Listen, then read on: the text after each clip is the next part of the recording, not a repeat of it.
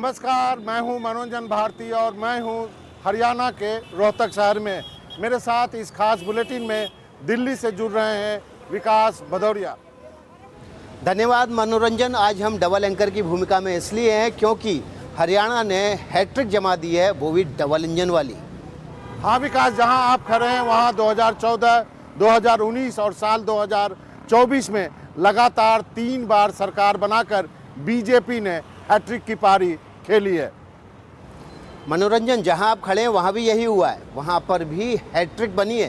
प्रधानमंत्री मोदी ने तो हैट्रिक जमाई ही, साथ में वो जिस डबल इंजन वाली सरकार की बात करते हैं, यानी केंद्र और राज्य दोनों जगह बीजेपी और एनडीए की डबल इंजन वाली सरकार, वो हरियाणा ने कर दिखाया है।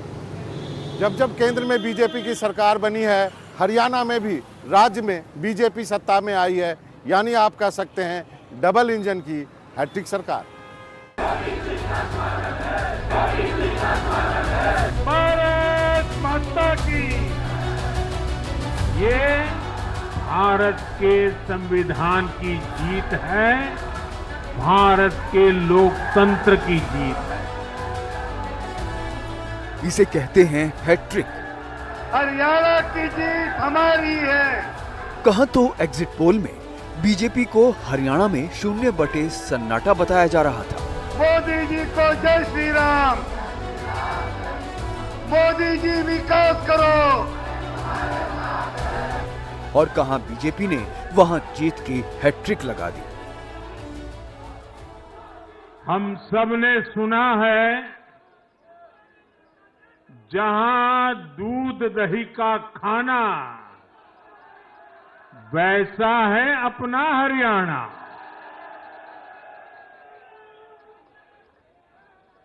हरियाणा के लोगों ने फिर कमाल कर दिया है और कमल कमल कर दिया है। साथियों, आज नवरात्रि का 6ठा दिन है। मां कात्यायनी की आराधना का दिन है। मां कात्यायनी शेर पर विराजमान होकर हाथ में कमल को धारण किए हुए हैं।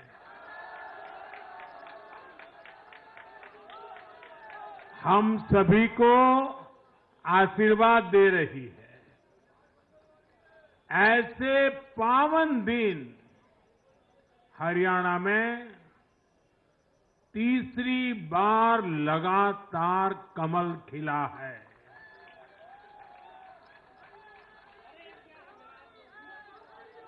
गीता की धरती पर सत्य की जीत हुई है। मोदी जी, मोदी जी।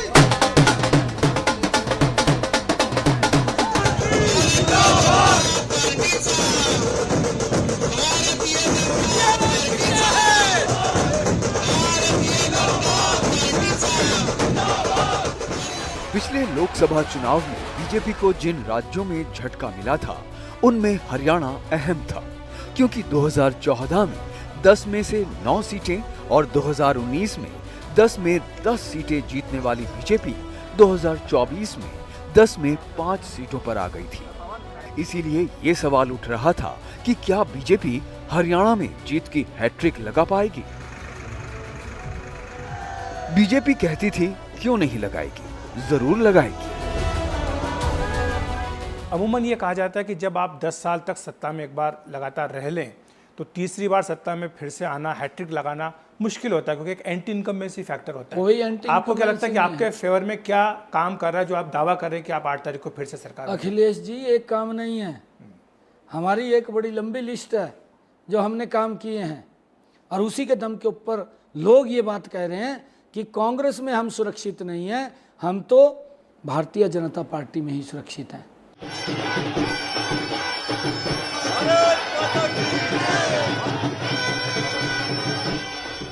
बीजेपी ने हैट्रिक लगा दी। बीजेपी ने वहां पर जीत हासिल की जहां उसके हारने का खतरा बताया जाता था।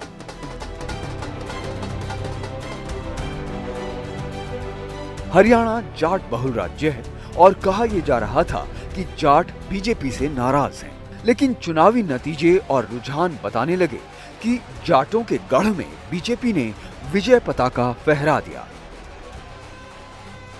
हरियाणा के जाट बहुल 33 सीटों में बीजेपी 15 सीटों पर आगे है, जो पिछली विधानसभा की तुलना में 5 ज्यादा है।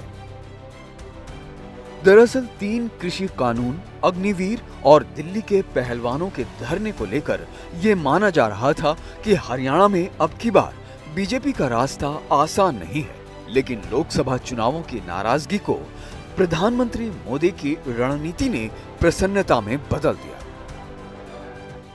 जम्मू कश्मीर में दशकों के इंतजार के बाद आखिरकार शांतिपूर्वक चुनाव हुए, वोटों की गिनती हुई, नतीजे आए। ये भारत के संविधान की जीत है, भारत के लोकतंत्र की जीत है। जम्मू कश्मीर के लोगों ने नेशनल कॉन्फ्रेंस और उनके गठबंधन को ज्यादा सीटें दी है।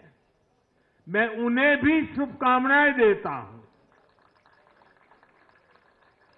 वोट प्रतिशत के हिसाब से देखें तो जम्मू कश्मीर में जितनी भी पार्टियां चुनाव लड़ रही थी उसमें वोट शेयर के हिसाब से भाजपा सबसे बड़ी पार्टी बनकर के उभरी है।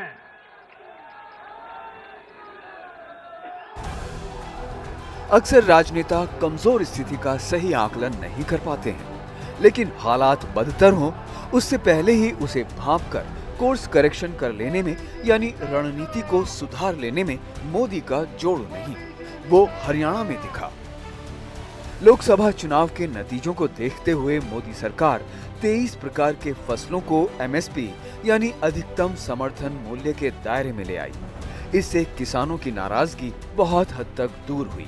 जवानों के लिए अग्निवीर योजना पर बीजेपी के तमाम बड़े नेता ये गारंटी लगातार दे रहे थे कि चुनाव जीते तो अग्निवीर वाले जवानों को हरियाणा में पेंशन वाली नौकरी देंगे। बीजेपी के इस भरोसे पर हरियाणा के लोगों ने दिल खोलकर भरोसा किया।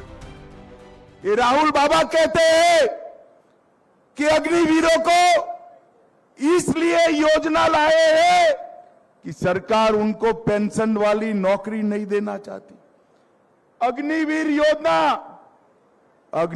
योजना केवल और केवल हमारी सेना को जवान रखने के लिए बनाई रही। मैं आज कहकर जाता हूं हरियाणा की माताओं को, बहनों को, आपके नौनिहाल में सेना में भेजते वक्त मत झिझकिएगा। हरियाणा के एक एक अग्निवीर को हरियाणा सरकार और भारत सरकार पेंशन वाली नौकरी देने वाली है, पेंशन वाली। एक तरफ जाटों की नाराजगी की बात हो रही थी तो दूसरी तरफ अनुसूचित जाति के मतदाताओं के बारे में भी कहा जा रहा था कि बीजेपी से वो संविधान और आरक्षण के सवाल पर नाराज हैं। लेकिन ऐसा हुआ नहीं। हरियाणा में अनुसूचित जाति के लिए 16 सीटें आरक्षित हैं। बीजेपी इनमें से 5 सीटें जीतने में कामयाब रही। ये संख्या 2019 की तुलना में 3 ज्यादा है। ये नतीजा उस नैरेटिव का करारा जवाब है जिसमें बीच चुनाव में अशोक तंवर जैसे दलित नेता बीजेपी छोड़कर कांग्रेस में आ गए थे। कांग्रेस इसे दलितों का अपने पक्ष में आंधी मान रही थी, लेकिन फायदे में बीजेपी ही दिखती है। कांग्रेस हवा बना रही थी जबकि उसके नेता आपस में ही लड़ रहे थे। पहले कांग्रेस सोचती थी कि वो चाहे काम करे या न करे, लोग तो उसको वोट देंगे ही। लेकिन अब कांग्रेस की पोल खुल चुकी है, उसका डिब्बा गोल हो चुका है। साथियों, कांग्रेस सत्ता को अपना जन्मसिद्ध अधिकार मानती है। सरकार में ना रहने पर कांग्रेस की हालत जल बिन मछली जैसी हो जाती है। इसलिए वो सरकार में आने के बाद देश को, समाज को भी दांव पर लगाने से नहीं हिचकती।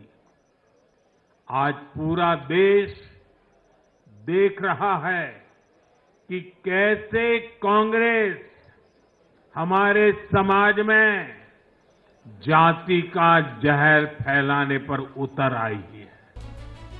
अगर हरियाणा को ग्रामीण और शहरी इलाकों में विभाजित करके देखें, हरियाणा की 31 शहरी सीटों में बीजेपी 30 सीटों पर लड़ी और उसमें 21 सीटें जीतकर पिछली बार के रिकॉर्ड को कायम रखा।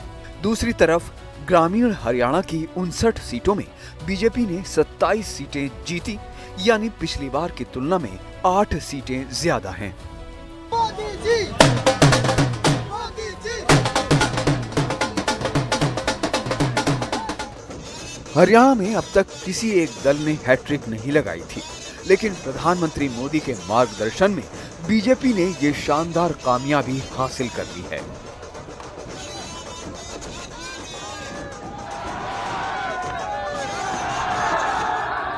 मोदी जी विकास करो, एनडीटीवी इंडिया की रिपोर्ट। मोदी जी विकास करो। दिल्ली में आज जैसे ही प्रधानमंत्री नरेंद्र मोदी ने अपना भाषण शुरू किया, उनके भाषण से समझ में आ गया कि वो कार्यकर्ताओं और समर्थकों का जोश बढ़ा रहे हैं और अगले असाइनमेंट की तैयारी में जुट गए हैं। दरअसल अब आने वाले समय में झारखंड, महाराष्ट्र, दिल्ली और बिहार में अगले 1 साल के भीतर चुनाव होने वाले हैं और ऐसी सूरत में यहाँ पर भी डबल इंजन की सरकार बने, इसकी कोशिशें अभी से शुरू कर दी जाएंगी। तो मनोरंजन, हरियाणा के इस चुनाव के परिणामों का इन आने वाले चुनाव के लिए क्या महत्व है, क्या अहमियत है, ये समझना बहुत ज़रूरी है और इसको आप समझा सकते हैं। हरियाणा के नतीजे इसलिए भी अहम है विकास, क्योंकि ऐसा पहली बार हुआ है कि पिछले 5 दशक में हरियाणा में किसी पार्टी ने तीसरी बार सत्ता में वापसी की है। हालांकि लोकसभा चुनाव के बाद बीजेपी का ग्राफ काफ़ी गिर गया था, लेकिन बीजेपी तीसरी बार भी सत्ता में वापस आई है। यहाँ तक कि एग्जिट पोल के नतीजों में भी बीजेपी को हारी हुई बाजी कहा गया था, लेकिन बीजेपी ने इस हारी हुई बाजी को जीत के बाजी में पलटकर हरियाणा में सत्ता हासिल कर ली।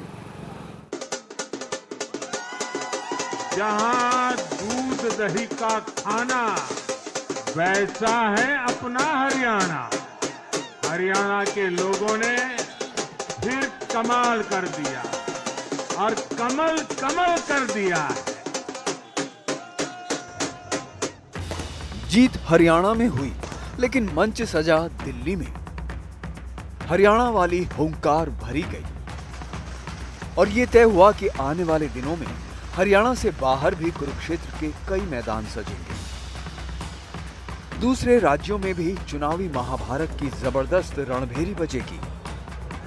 यानी बीजेपी के लिए हरियाणा की जीत वो संजीवनी साबित हुई जिसकी कम से कम बीजेपी को सख्त जरूरत थी। हरियाणा की ये जीत कार्यकर्ताओं के अथाग परिश्रम का परिणाम है। हरियाणा की ये जीत नड्डा जी और हरियाणा की टीम के प्रयासों की जीत है। हरियाणा की ये जीत अतिशय नम्र विनम्र ऐसे हमारे मुख्यमंत्री जी के कर्तव्यों की भी जीत है। साथियों, आज हरियाणा में झूठ की गुट्टी पर विकास की गारंटी भारी पड़ी है। हरियाणा की जनता ने नया इतिहास रच दिया है। हरियाणा में अब तक 13 चुनाव हुए। 13 चुनावों में से 10 चुनावों में हरियाणा के लोगों ने हर 5 साल के बाद सरकार बदली, लेकिन इस बार हरियाणा के लोगों ने जो किया है वो अभूतपूर्व है। हरियाणा की जीत इसलिए अहम है क्योंकि लोकसभा चुनाव में राज्य में बीजेपी की सीटें 10 से घटकर 5 हो गई थीं। ये जीत इसलिए भी अहम है क्योंकि पीछे चल रही कांग्रेस हरियाणा की जमीन पर बीजेपी के बराबर आकर खड़ी हो गई थी। और ये जीत इसलिए भी महत्वपूर्ण है क्योंकि सारे एग्जिट पोल को नकारते हुए बीजेपी ने 5 दशकों का रिकॉर्ड तोड़कर हैट्रिक वाला इतिहास रच दिया। मैं हरियाणा के 2 करोड़ 80 लाख लोगों का दिल से धन्यवाद करता हूं और अपने लोकप्रिय प्रधानमंत्री, विश्व के नेता आदरणीय नरेंद्र मोदी जी, ये पूरा का पूरा श्रेय मैं आदरणीय मोदी जी को देता हूं। उनके आशीर्वाद से, उनकी गाइडलाइन के अंदर, उनकी जो नीतियां हैं, उन नीतियों के ऊपर हरियाणा के लोगों ने मोहर लगाई है।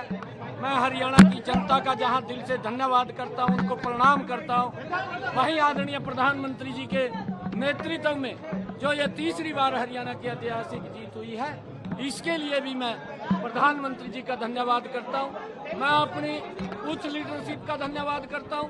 मैं हरियाणा के लाखों भारतीय जनता पार्टी के कार्यकर्ताओं का दिल से बहुत बहुत धन्यवाद करता हूं।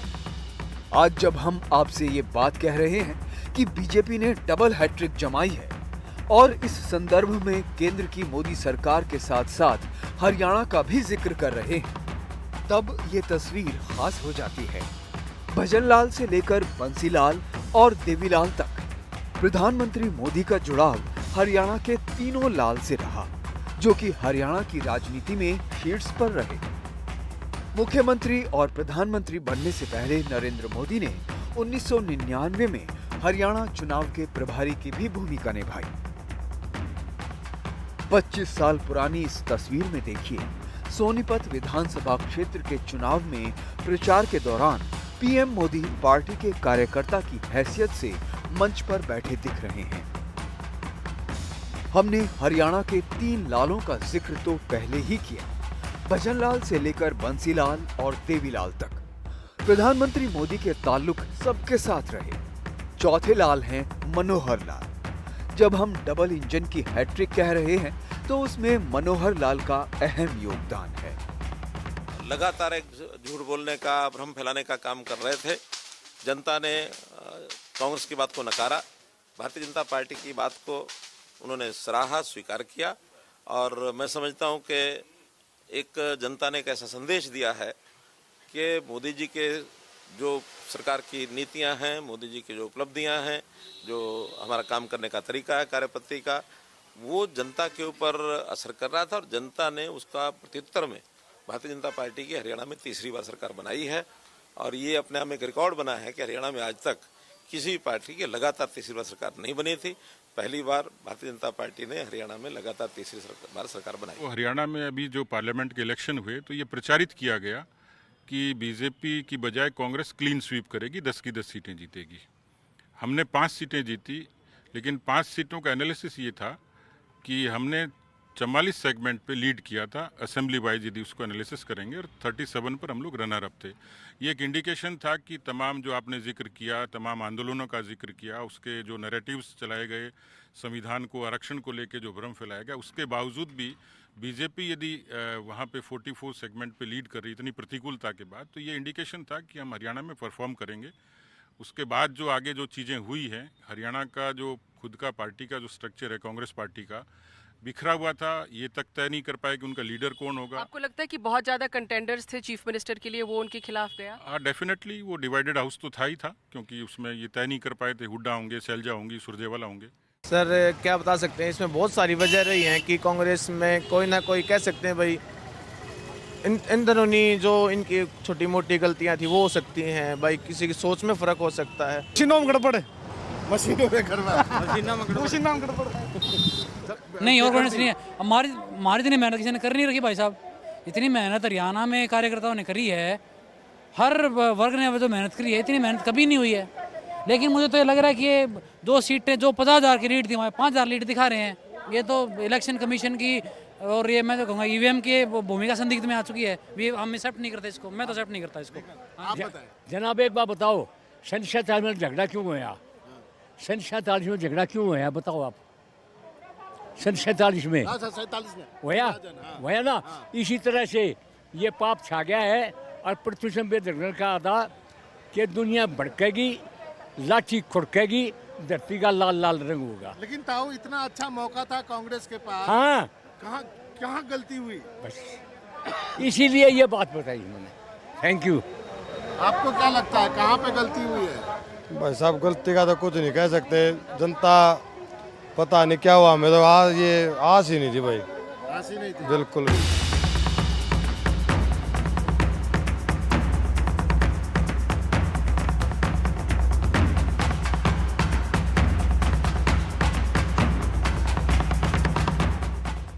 लोकतंत्र में चुनावी त्यौहार 5 साल में एक बार आता है।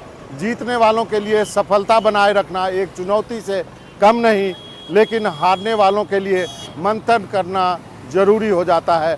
यानी आगे का डगर उनके लिए कठिन महसूस होता है, कठिन हो जाता है। ऐसे में विकास, आप इस विशेष पेशकश की आखिरी लाइन क्या कहना चाहेंगे?